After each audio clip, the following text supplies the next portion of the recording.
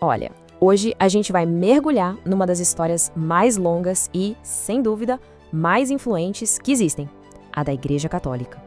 Pois é, não é pouca coisa. A gente está falando de mais de 2000 anos. Pensa só, uma instituição que viu impérios nascerem e desaparecerem, que passou por guerras, revoluções, tudo o que se possa imaginar. É uma escala de tempo que é até difícil de colocar na cabeça, né? E aí fica a pergunta, né? Como é que uma fé que começou ali bem pequena na Judéia acabou se tornando uma instituição global com mais de 1 bilhão de pessoas? Essa é a grande questão que a gente vai tentar desvendar. A resposta? Bom, ela está numa história cheia de reviravoltas, de fé, poder, conflitos e uma capacidade incrível de se adaptar. Então, para a gente conseguir acompanhar essa jornada toda, vamos dividir nossa conversa em 5 partes, 5 grandes momentos. A gente começa lá nas origens, na perseguição, depois vamos ver como ela se tornou parte do Império Romano, em seguida, o auge na Idade Média, aí vem a grande divisão e a expansão pelo mundo e, por fim, como ela lida com os desafios de hoje. Vamos lá, para o nosso primeiro capítulo. Aqui, a gente pode pensar na igreja como uma semente mesmo. Uma comunidade bem pequena que nasceu ali com Jesus de Nazaré e que teve que lutar muito só para conseguir sobreviver num mundo que não era nada amigável. Tudo começa, claro, com a missão de Jesus e seus apóstolos. O grande marco zero, o momento que é considerado o nascimento da igreja, é o Pentecostes. Mas olha, o começo não foi nem um pouco fácil. Durante quase 300 anos, os primeiros cristãos sofreram perseguições terríveis dentro do Império Romano. E o que é mais impressionante nesse período todo é a resiliência dessa comunidade. Mesmo com toda a perseguição, a fé se espalhou de um jeito muito rápido. Eles se reuniam escondidos, muitas vezes nas catacumbas. E isso acabou criando uma identidade comunitária muito, muito forte. Foi nessa época também que os textos que formam o Novo Testamento começaram a ser reunidos e a igreja começou a se organizar com uma liderança, com os bispos. Bom, agora a história dá uma virada de 180 graus. A igreja vai deixar de ser um grupo perseguido para se tornar, aos poucos, um dos pilares do mundo ocidental. É aqui que as fundações dela são construídas de verdade. E essa virada tem data e nome. Ano de 313, com o famoso Edito de Milão.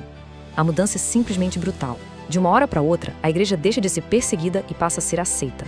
As reuniões secretas dão lugar à construção das primeiras grandes basílicas. O foco muda completamente. Não é mais só sobreviver, é ter influência na sociedade. Foi um ponto de virada absoluto.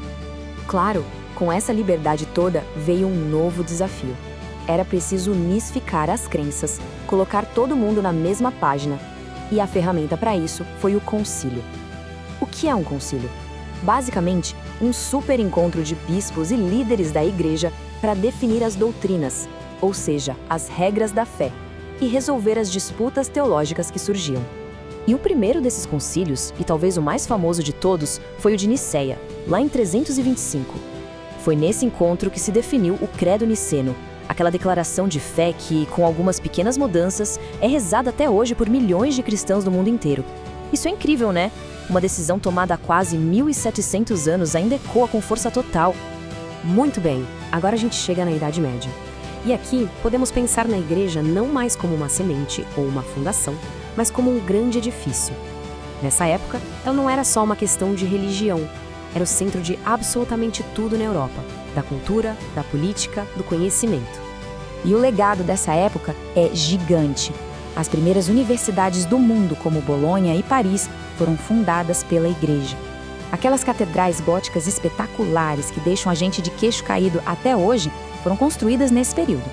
Surgiram também as ordens religiosas, como os franciscanos e os dominicanos. E claro, foi uma época de grandes conflitos também, sendo as cruzadas o exemplo mais conhecido.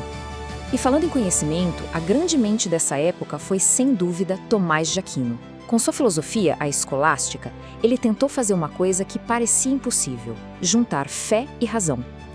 Essa frase dele resume tudo. A graça não destrói a natureza, mas a aperfeiçoa. Ou seja, para ele, a fé não anula a inteligência humana. Pelo contrário, ela a completa. Uma ideia que, nossa, moldou o pensamento ocidental por séculos. Agora entramos num capítulo de contrastes, um período de pura contradição. É um momento em que a igreja vai enfrentar a sua maior crise interna, a maior divisão da sua história. E, ao mesmo tempo, ela vai começar a sua maior expansão geográfica.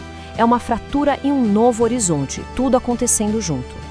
Então, no século XVI, a reforma protestante chega e abala todas as estruturas da cristandade. Foi um verdadeiro terremoto. E qual foi a resposta da Igreja Católica? A Contra-Reforma, que foi oficialmente definida lá no Concílio de Trento. Basicamente, ali a Igreja reafirmou suas doutrinas, fez uma série de reformas internas para corrigir problemas e, como consequência, acabou impulsionando um novo estilo de arte super dramático e emocional, o Barroco. E o curioso é isso: enquanto a Europa estava nesse racha religioso, os missionários católicos estavam pegando os navios e indo para as Américas, para a África, para a Ásia. Foi aí que a igreja começou a se transformar numa instituição realmente global. Um processo que, na verdade, define o que ela é até hoje. E chegamos ao nosso último capítulo, o desafio da modernidade. Aqui, a igreja se depara com um mundo completamente novo, com desafios que nunca tinha enfrentado antes. A secularização, as guerras mundiais, as revoluções científicas, as mudanças culturais. A grande questão era: como encontrar seu lugar nesse mundo que mudava tão rápido?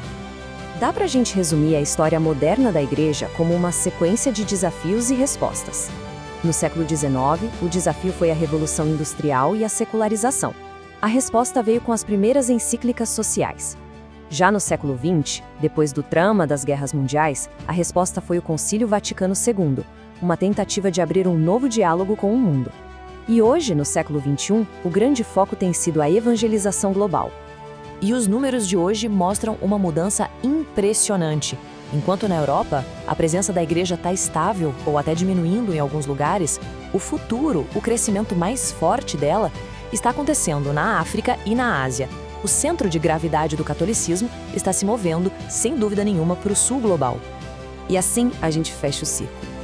Depois de uma jornada incrível de 2 milênios, que começou com um grupinho perseguido na Judéia e se tornou uma fé global, a pergunta final fica no ar. Com todos os novos desafios e com essa mudança demográfica tão grande, qual será o próximo capítulo na longa e fascinante história da Igreja Católica?